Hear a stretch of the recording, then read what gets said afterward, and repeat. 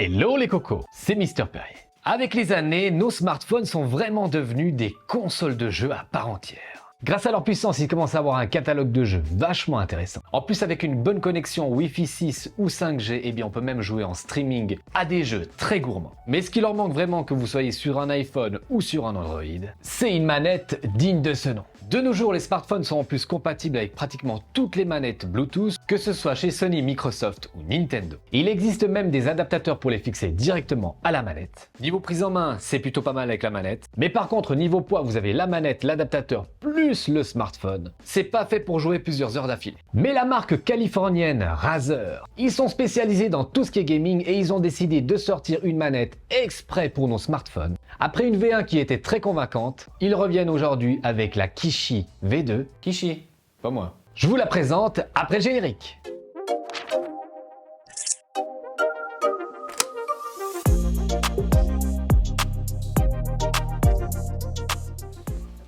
Alors la Razer Kishi V2, c'est donc une manette mobile universelle pour Android avec un port USB Type C, mais aussi une version Lightning parce que Apple est encore sur Lightning, donc faites bien attention avant de choisir. Dans la boîte, petit autocollant Razer, on voit que c'est des Californiens, ils font comme Apple. Manuel d'utilisation, simple et classe.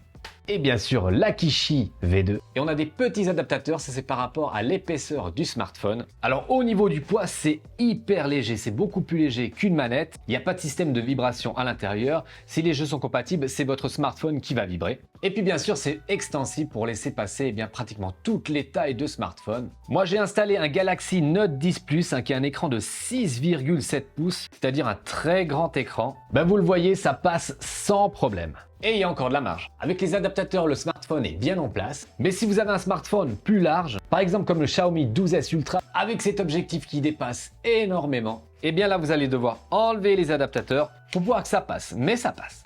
Au niveau bouton, on a tout ce qu'il faut. A, B, X, Y, croix multidirectionnelle, analogique en diagonale, comme chez Xbox. Team PlayStation, il faudra vous adapter. Mais franchement, vous verrez que c'est pas mal. Deux vraies gâchettes.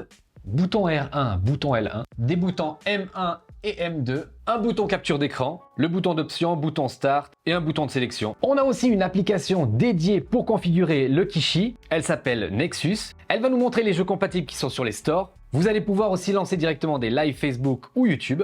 Et puis dans Options, on va pouvoir reconfigurer ou remapper toutes les touches. On peut mettre à jour aussi la manette. La manette est alimentée directement par votre smartphone, mais vous ne perdez pas l'USB Type C pour autant. Vous pouvez donc la recharger en même temps que vous jouez. Ce qui est aussi cool, c'est qu'on peut naviguer dans les menus du smartphone directement avec la manette. Valider, quitter. On peut bien sûr jouer aux jeux de l'App Store ou du Google Play Store, mais aussi jouer à des émulateurs d'anciennes consoles. Et ça fonctionne au doigt et à l'œil. La qualité globale est super bonne, je trouve que les touches répondent super bien. Ça fait pas bruit de plastique, ça craque pas dans tous les sens. Et puis ce qui est cool, c'est que c'est très léger par rapport à une manette avec adaptateur comme je vous l'ai dit. Si vous avez un abonnement Game Pass Ultimate, vous pouvez jouer en streaming aux jeux du Game Pass directement avec le cloud et ça fonctionne super bien. Si vous voulez streamer votre PlayStation 5, ça ne marche malheureusement pas avec le PS Remote. L'app de PlayStation ne reconnaît pas en fait les manettes USB. Vraiment dommage. Mais par contre, avec l'application PS Play qui coûte à peu près 5 €, elle va vous permettre de streamer et d'utiliser votre Kishi comme manette. Alors 5 € c'est pas cher parce qu'après vous n'avez pas un abonnement de streaming à payer. Vous cliquez sur connecter, à vous les parties de God of War Ragnarok directement au creux de vos mains.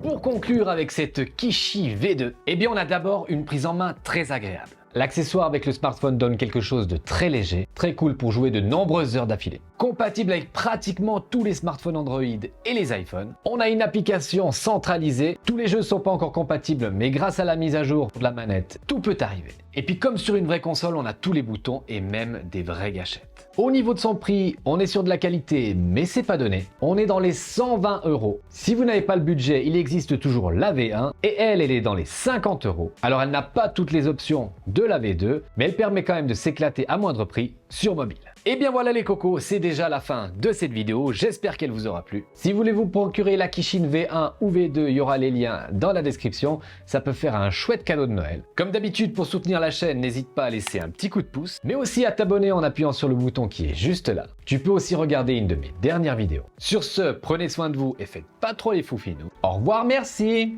bisous. Bon moi je vais finir God of War au coin du feu.